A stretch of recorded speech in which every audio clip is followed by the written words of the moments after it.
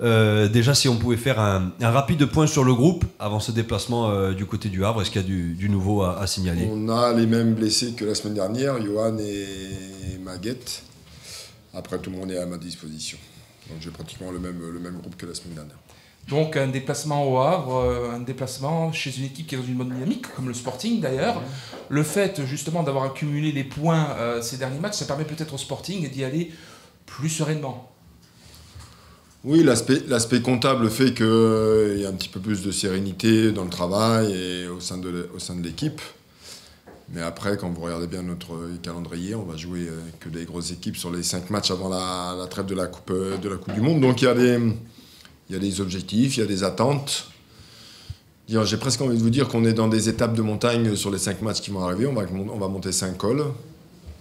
On va passer des moments difficiles, sûrement dans les cours des matchs, des moments où on va peut-être pouvoir maîtriser les choses. Voilà, on sait à quoi s'attendre sur ces matchs. On commence par le Havre, qui est très performant, qui n'a qu'une seule défaite sur les 10 premières journées. Une équipe qui a la plus grande possession de Ligue 2, une équipe qui fait le plus de nombre de passes. Donc c'est une équipe relativement assez performante dans l'ensemble. Justement, vous parliez après du match d'Annecy, d'un potentiel de groupe. Les joueurs n'avaient peut-être pas encore pris conscience de ce potentiel. Le fait d'enchaîner des adversaires du haut du panier là, qui vous attendent, ça va peut-être aussi permettre de faire passer un cap supplémentaire à cette équipe. Qu'est-ce que vous attendez de ces rencontres? On attend beaucoup de choses. On a eu une discussion jeudi matin ensemble. En fait, et je le dis, je le redis encore, je crois qu'ils n'ont pas encore pris conscience de leur véritable potentiel. Ils ne connaissent pas leurs limites. Mais les oppositions qui nous sont présentées aujourd'hui, on va savoir où on en est un peu. Voilà, sur des équipes qui jouent le haut de tableau, qui jouent la montée. Ils sont, par rapport à leur budget, par rapport à leur effectif, voilà, c'est des équipes qui sont prêtes. Donc voilà, pour moi, ce sont des bons tests, des bons révélateurs de savoir où on en est l'équipe sur ce potentiel. On peut s'attendre à peu près au même match, style de confrontation, un peu comme contre Dijon ou Metz, sauf que cette fois-ci, ce sera à l'extérieur. C'est un paramètre qu'il faut prendre en compte. C'est une manière différente de l'aborder, ce gros choc.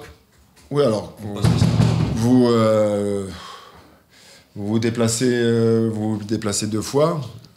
Annecy, c'était un match relativement... c'est une équipe qui pressait beaucoup. Et puis là, le Havre, c'est une équipe qui est première en termes de possession du championnat de Ligue 2. Et c'est l'équipe qui réussit le plus nombre de passes. Donc c'est une équipe qui est relativement assez patiente, qui arrive à fixer au maximum l'adversaire. Donc il faut être patient, il faut savoir bien défendre. Il y aura des situations à jouer comme dans tous les matchs. Voilà, il y a beaucoup de qualités techniques aussi dans cette équipe. En fait, c'est une équipe qui panique jamais, à l'image de Dijon et de Metz. Voilà, la seule différence, c'est qu'on joue chez eux et ils sont très performants à domicile. Alors, on se souvient qu'en début de saison, le mercato a été fait pour avoir un groupe restreint. Par la force des choses, au final, il est moins restreint que prévu.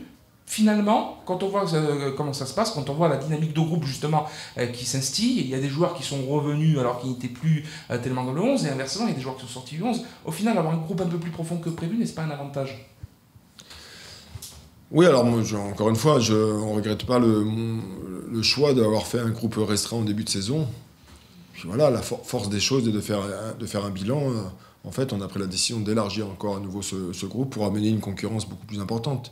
Et on se rend bien compte que c'est la concurrence qui fait avancer les choses, parce que les niveaux des séances sont beaucoup plus importants, le niveau d'engagement est beaucoup plus important. Voilà, donc tout le monde est obligé de monter son niveau de jeu. Je veux dire, comme un déplacement comme ce week-end, je suis obligé pratiquement d'éliminer 6 joueurs. Et c'est des joueurs sur quoi je n'ai pas grand-chose à leur reprocher, parce que leur investissement est présent à l'entraînement. Après, il y a une dynamique d'équipe, il y a une dynamique de groupe, il y a une dynamique de résultat qui est là, donc on continue aussi avec ça. Voilà, après, de toute façon, chacun va avoir l'occasion de jouer à un moment ou à un autre. Il ne faut pas croire que l'équipe qui joue aujourd'hui va finir le championnat. Je sais très bien comment ça se passe. Et quand ça va arriver, il va falloir qu'ils répondent présent, c'est tout. C'est comme ça.